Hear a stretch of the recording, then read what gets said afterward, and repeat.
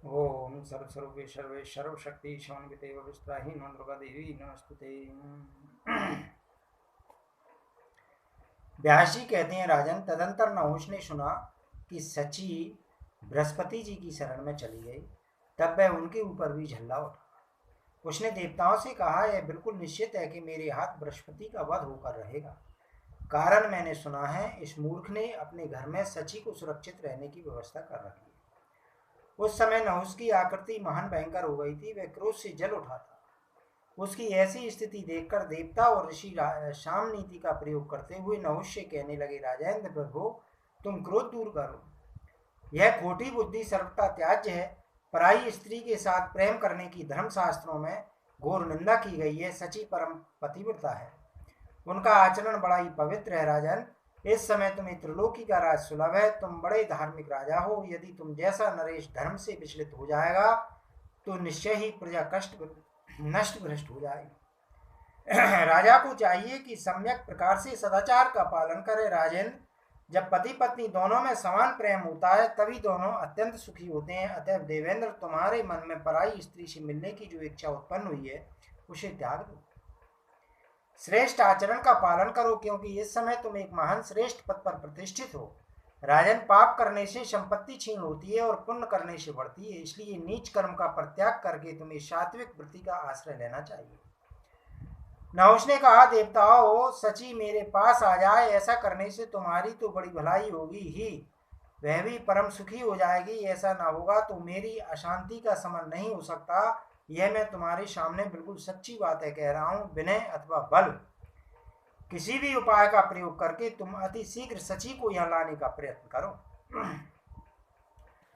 उस समय नहुष काम से आतुर हो गया था। उसकी यह बात सुनकर अत्यंत भयभीत हुए देवताओं और मुनियों ने उससे कहा, ठीक है, शांति पूर्वक इंद्राणी को हम तुम्हारे पास ले आएंगे। यों कहकर वे देवता और मुनि बृहस्पति के आश्रम पर चले गए और उन्होंने सब बातें उनको सुना दी। व्यास जी कहते हैं कि देवताओं की बात सुनकर बृहस्पति जी ने उन्हें उत्तर दिया, परम साध्वी सची मेरे यहाँ शरणार्थी बनकर आई है। मैं इसका त्याग नहीं करूंगा। एक उपाय है, एक बार सची राजा नहुष के सामने जाए और उससे कहे कि मैं तुम्हारी सेवा अवश्य करूंगी, परंतु तुम्हें यह पता लगा लूं कि मेरे पति जीवित तो नहीं है। संभव है मेरे पतिदेव इंद्र जीवित हों। ऐसी स्थिति में मैं दूसरे को कैसे स्वामी बना सकती हूँ। अतः उन महाभाग को खोजने के लिए एक बार मेरे लिए वापस लौटना आवश्यक है। इंद्राणी को चाहिए कि इस प्रकार कहकर नहुष को धोखे में डाल दे, फिर जैसा मैं बताऊं उसके अनुसार पतिदेव को ले आने का प्रयत्न करना चाहिए। इस प्रकार आपस में परामर्श करके जितने भी देवता थे वे सबके सब सची को साथ लेकर नहुष के पास पहुंचे। जब उस बनावटी इंद्र नहुष ने देखा कि देवता आ गए और साथ में सची भी है, तब उसके हर्ष की कोई सीमा न रही। वह ठहाका मारकर हंसा और सची से कहने लगा, प्रिय चारुलोचने, इस समय मैं इंद्र के पद पर प्रतिष्ठित हूँ। देवताओं ने मुझे यह गौरव प्रदान किया है। अखिल भूमंडल का शासन सूत्र मेरे हाथ में है। अतः अब तुम मेरी सेवा में आ जाओ। नहुष के यूं कहने पर इंद्राणी के शरीर में कपकपी छूट गई। उसका हृदय आतंकित हो गया। फिर संभल कर वे उससे कहने लगी कि देवेश्वर के पद पर शोभा पाने वाले नरेश, आपसे मैं एक अभिलषित वर की याचना करती हूँ। उस समय तक आप प्रतीक्षा करें, जब तक कि मैं यह निर्णय न कर लूं कि मेरे पति इंद्रदेव जी जीवित हैं या नहीं, क्योंकि इस बात का संदेह मेरे मन में बना हुआ है। अभी तक मुझे ठीक ठीक पता ही नहीं है कि उनका मरण हो गया अथवा वे कहीं चले गए हैं। सची ने जब इस प्रकार से नहुष से कहा तो उसके मुख पर प्रसन्नता छा गई। बहुत ठीक है, ऐसा ही हो कहकर बड़े उत्साह के साथ नहुष ने सची देवी को वहां से जाने की आज्ञा दे दी। उससे छुटकारा पाने पर इंद्राणी तुरंत देवताओं के पास गई और उनसे कहा, आप लोग बड़े उद्यमशील पुरुष हैं। अब मेरे पतिदेव को यहाँ लौटा लाने का प्रयत्न कीजिए। सची देवी के इस पवित्र एवं मधुर वचन को सुनकर देवता बड़ी सावधानी के साथ इंद्र के विषय में विचार करने लगे। राजेंद्र, कर्तव्य निश्चित हो जाने पर वे परम प्रभु भगवान विष्णु के धाम गए और उनकी स्तुति करने लगे। आदिदेव भगवान विष्णु अखिल जगत के स्वामी हैं। शरण में आए हुए व्यक्ति पर कृपा करना उसका स्वभाव ही है। अपनी वाणी व्यक्त करने में परम कुशल देवताओं ने अत्यंत उदास होकर उससे यह वचन कहा, भगवान देवेंद्र ने ब्रह्म हत्या के दुख से अत्यंत दुखी होकर कहीं अत्यंत कालक्षेप कर रहे हैं। हम पर घोर संकट आ गया है, इससे आप हमारी रक्षा करें। और साथ ही इंद्र ब्रह्म हत्या से मुक्त हो जाए, उस इसका उपाय भी बतलाने की आप ही कृपा करें। देवताओं की यह करुण प्रार्थना सुनकर भगवान विष्णु ने उनसे कहा, देवताओं, इस अवसर पर ब्रह्म हत्या के पाप से मुक्त होने के लिए इंद्र को अश्वमेध यज्ञ करना चाहिए। इस परम पावन यज्ञ के प्रभाव से संपूर्ण कर्मश धुल जाने पर वे फिर तुम्हारे इंद्र बन जाएंगे, फिर किसी प्रकार का कोई भय नहीं रहेगा। यह अश्वमेध यज्ञ भगवती जगदम्बा को संतुष्ट करने के लिए एक अचूक साधन है निश्चय कि इस यज्ञ से संतुष्ट होकर भगवती जगदम्बा ब्रह्म हत्या प्रवृत्ति सारे पापों को नष्ट कर देगी और इंद्राणी भी विषय पूर्वक भगवती जगदम्बा की आराधना में लग जाए। भगवती जगदम्बा कल्याणमयी है, इसकी आराधना करने पर सुखी होने में कोई संदेह नहीं है। देवताओं, अब अपने किए हुए पाप से न उसका बहुत शीघ्र संहार हो जाएगा। इंद्र भी अश्वमेध यज्ञ के प्रभाव से पुण्यात्मा बनकर अपनी संपत्ति प्राप्त कर लेंगे। उन्हें अपना सर्वोत्तम आसन पुनः सुलभ हो जाएगा। हमें तेजस्वी भगवान विष्णु की यह पवित्र वाणी सुनते ही बृहस्पति जी को अपना अगुआ बनाकर वे उस अवगत स्थान पर चले गए जहां इंद्र कालक्षेप कर रहे थे। उन्होंने वहां पहुंचकर इंद्र को आश्वासन दिया और सर्वोत्तम यज्ञ कराने की समुचित व्यवस्था की। उस यज्ञ के संपन्न हो जाने पर भगवान श्री हरि पधारे और उनके द्वारा ब्रह्म हत्या को विभाजित करके वृक्षों, नदियों, पर्वतों और स्त्रियों पर फेंक दिया गया। यों ब्रह्म हत्या से मुक्त होकर इंद्र पुनः शुद्ध हो गए। यद्यपि उनकी चिंता शांत हो गई थी, फिर भी अपने अच्छे दिन की प्रतीक्षा करते हुए वे जल में ही ठहरे रहे। एक कमल का नाल उनका आश्रय बना था, कोई भी प्राणी उन्हें देख नहीं सकता था, अतः इंद्राणी के दुख का अंत नहीं हुआ। इंद्र के ग्रह में व्याकुल होकर वे बृहस्पति जी से कहने लगी, महाराज, अश्वमेध यज्ञ कर चुकने पर भी मेरे पतिदेव सामने क्यों नहीं आते?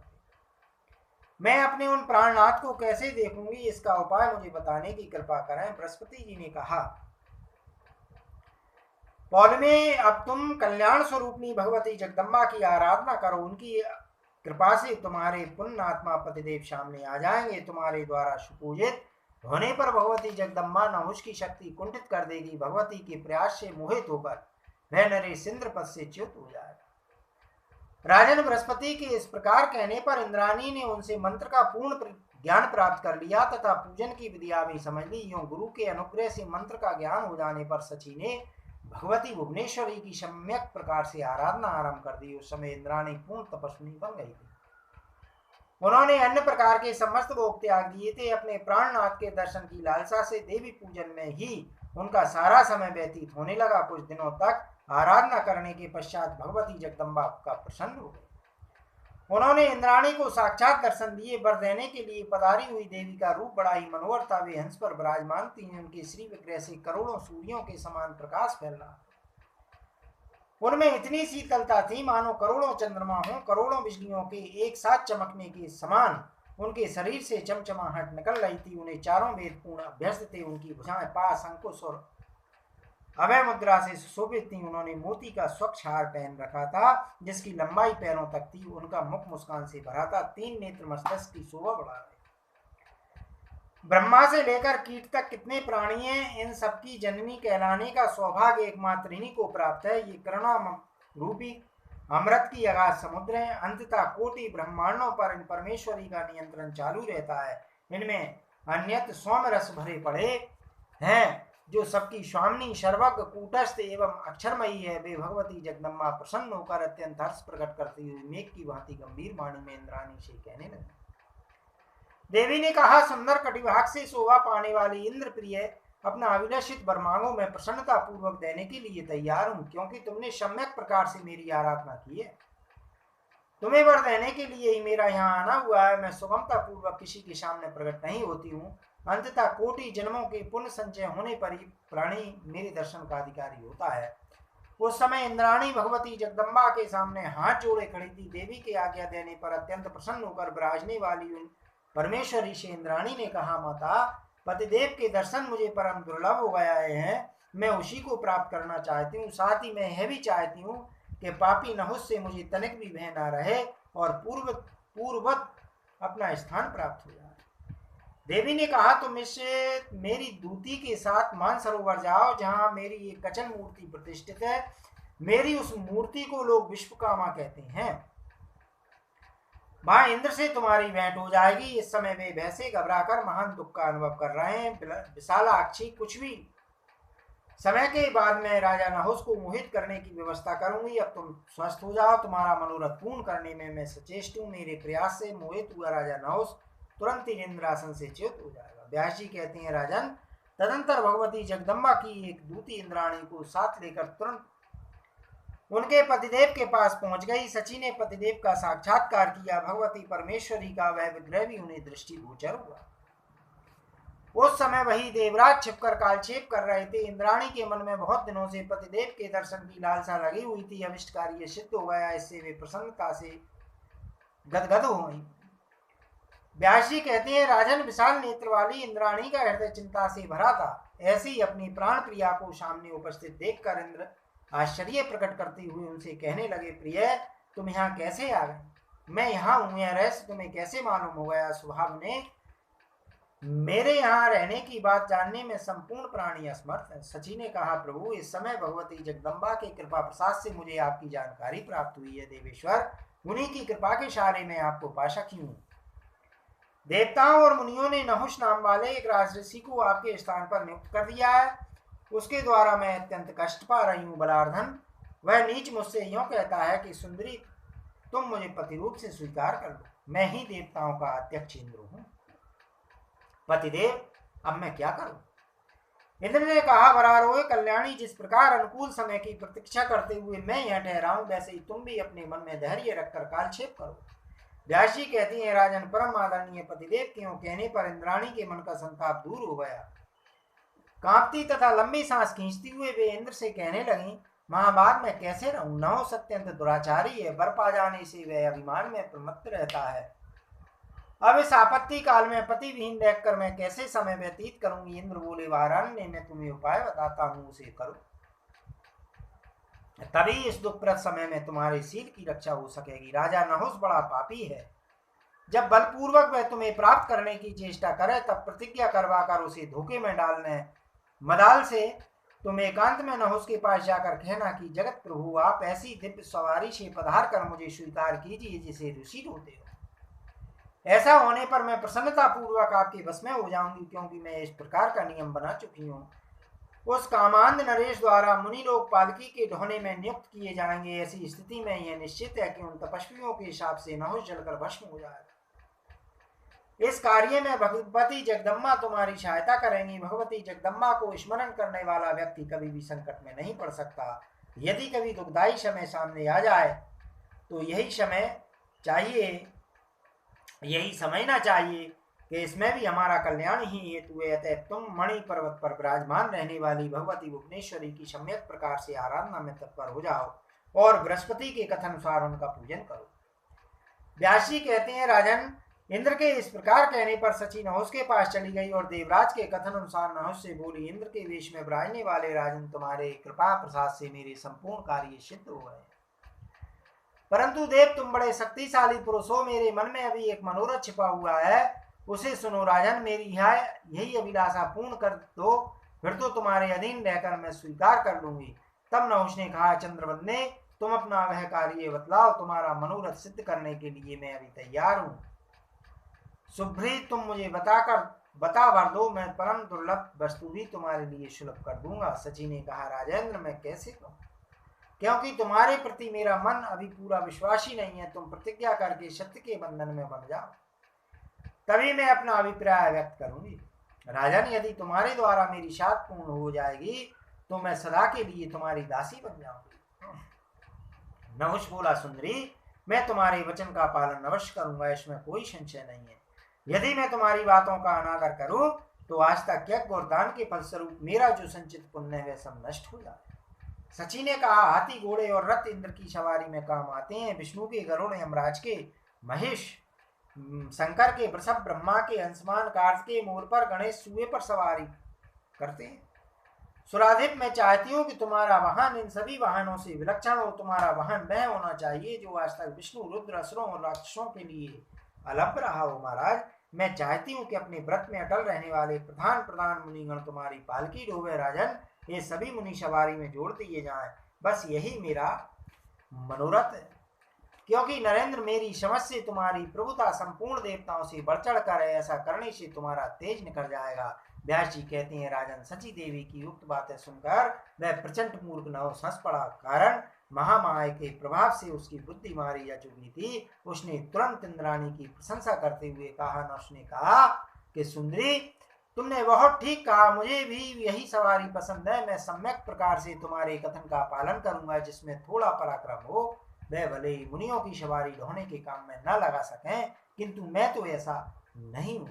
अतः सुचिस्मिते, मैं इसी सवारी पर चढ़कर तुम्हारे पास आऊंगा। मुझ में तपस्या का अपार बल है, मैं त्रिलोकी भर में सबसे अधिक सामर्थ्य रखता हूँ। मेरे विषय की यह जानकारी प्राप्त हो जाने पर संपूर्ण देवता तथा सप्त ऋषिगण मेरी प्रशंसा करेंगे। व्यास जी कहते हैं, राजन, इस प्रकार वार्तालाप करने के पश्चात उस परम संतुष्ट नहुस ने सची को अपने स्थान पर जाने की आज्ञा दे दी। वह कामांध हो रहा था। उसने समस्त मुनियों को बुलाकर उनके सामने अपनी बात रख दी। नहुस ने कहा, विप्रो, अब इंद्र कहलाने का सौभाग्य मुझे प्राप्त है। मेरे पास सारी शक्तियां हैं। इस अवसर पर आप लोग प्रसन्नता पूर्वक मेरे कार्य साधन में तत्पर हो जाओ। इंद्र का आसन मुझे मिल चुका है, परंतु इंद्राणी अभी मेरे पास नहीं आ सकी। उसके आने का क्या साधन है, इस विषय में पूछने पर उसने प्रेम पूर्वक मुझसे कहा है, देवेंद्र, मुनिगण जिस सवारी को चला है उस पर चढ़कर आप मुझे पाने के लिए पधारिए। आदरणीय मुनियों, मेरा यह कार्य अत्यंत कठिन है, पर आप बड़े दयालु हैं। मेरा यह कार्य सम्यक प्रकार से सिद्ध हो, आप वही करें, क्योंकि सची में आसक्त मेरा मन निरंतर संतप्त है। इस अवसर पर मेरे परम आश्रय केवल आप ही हैं। अतः इस महान कार्य को संपन्न करने की अवश्य कृपा करें। राजन, उन श्रेष्ठ ऋषियों में अगस्त्य जी सबसे प्रमुख थे। कृपालु देव होने के कारण अथवा होनार वश नहुस की यह खोटी बात सुनकर वैसा ही करने के लिए वे सहमत हो गए। जब उन तत्वदर्शी मुनियों ने सची में आसक्त हुए उस नरेश की बात स्वीकार कर ली, तब तो उसके हर्ष की सीमा न रही। वह तुरंत एक परम मनोहर पालकी पर बैठा और दिव्य मुनियों को उसे ढोने के लिए नियुक्त करके सर्प सर्प अर्थात चलो चलो यूं कहने लगा। उस समय कामातुर हो जाने से नहुस की बुद्धि मारी जा चुकी थी। उसने अगस्त्य के मस्तक पर अपने पैर से मार दिया। लोपामुद्रा के प्राणपति अगस्त्य जी परम श्रेष्ठ तपस्वी माने जाते हैं। पातापी नामक राक्षस उनका भक्ष बन चुका है। एक बार वे समुद्र को पी गए थे। पापी नहुस ने ऐसे स्वयोग अगस्त्य जी पर कोड़े से भी चोट पहुंचा दी। इंद्राणी के चिंतन में अत्यंत व्याकुल उस नरेश के मुख से मुनियों के प्रति सर्प सर्प अर्थात चलो चलो यही शब्द बारंबार निकल रहे थे। फिर तो अगस्त्य जी ने कुपित होकर नहुस को शाप दे दिया। कहा, अरे नीच, तू वन में भयंकर शरीर वाला एक महान सर्प बन जा। इस सर्प योनि में अनेक हजार वर्षों तक तुझे अपार कष्ट भोगने पड़ेंगे। तू शक्ति संपन्न होकर वन में विचरेगा। धर्म के अंश से युधिष्ठिर नामक एक पुण्यात्मा पुरुष प्रकट होंगे, उनसे तेरी भेंट होगी। तब उनके मुख से प्रश्नों के उत्तर सुन लेने के पश्चात तू मुक्त हो जाएगा। व्यास जी कहते हैं, इस प्रकार मुनिवर अगस्त के साथ दे देने पर राज ऋषि नहुस ने उनकी स्तुति की। तुरंत ही उसकी आकृति सर्प के समान बन गई और वह स्वर्ग से गिर पड़ा। तदंतर बृहस्पति जी बड़ी शीघ्रता के साथ मानसरोवर गए और उन्होंने वहां के सब समाचार विस्तार पूर्वक इंद्र को सुना दिए। नहुस स्वर्ग से गिर गया है इत्यादि बातें सुनकर देवराज के मन में प्रसन्नता छा गई। राजन, नहुस अब धरातल पर चला गया। वह देखकर सभी देवता भी मुनियों सहित उसी मानसरोवर पर इंद्र के पास गए और देवराज को आश्वासन देकर उन्होंने इंद्र को स्वर्ग में ले आने की व्यवस्था कर दी। उनके द्वारा बड़े सम्मान के साथ इंद्र स्वर्ग में लौट आए। इसके बाद देवताओं और मुनियों ने उन्हें आसन पर विराजित कर मंगल अभिषेक किया।